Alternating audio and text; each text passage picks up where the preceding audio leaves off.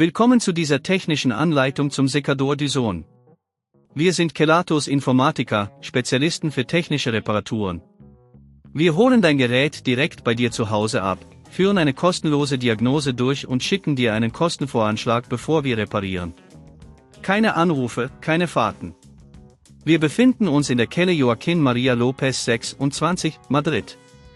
Bequem, transparent und professionell. Link in der Beschreibung. Wenn dein Dyson Secador komische Geräusche macht, ist das oft ein Zeichen dafür, dass ein internes Teil nicht mehr richtig funktioniert. Dies kann durch Staubansammlungen oder Abnutzung verursacht werden. Wenn du das Problem nicht zeitnah behebst, kann es zu ernsthaften Schäden führen, die die Funktion des Geräts beeinträchtigen. Jetzt schauen wir uns an, was wir zur Reparatur benötigen.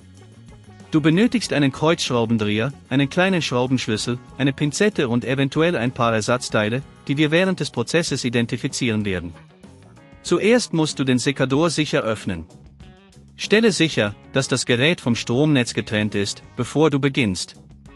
Entferne die Schrauben, die das Gehäuse zusammenhalten, und hebe vorsichtig die Abdeckung ab. Achte darauf, keine anderen Teile zu beschädigen. Nun können wir den defekten Komponenten lokalisieren. Häufig sind es die Lüfter oder die Motoren, die Geräusche verursachen. Wenn du sie gefunden hast, kannst du sie mit der Pinzette vorsichtig herausziehen. Wenn du einen defekten Motor findest, ziehe die Kabel ab und entferne die Schrauben, die ihn halten. Denke daran, wie viel Kraft du anwendest, um die Schrauben zu lösen, damit du nichts überdrehst. Wenn dir das an dieser Stelle zu kompliziert wird, denk daran, dass wir bei Kelatos dein Gerät zu Hause abholen und es dir repariert zurückschicken. Nachdem du die defekten Teile entfernt hast, setze die neuen Teile an ihrer Stelle ein und schließe die Kabel an. Stelle sicher, dass alles fest sitzt und keine losen Teile zurückbleiben. Jetzt ist es an der Zeit, das Gerät wieder zusammenzubauen. Achte darauf, dass alle Schrauben wieder an ihrem Platz sind und die Abdeckung fest sitzt. Überprüfe vor dem Einschalten, ob alles korrekt montiert ist. Um zukünftige Probleme zu vermeiden, solltest du regelmäßig den Staub aus deinem Secador entfernen und ihn nicht überhitzen lassen.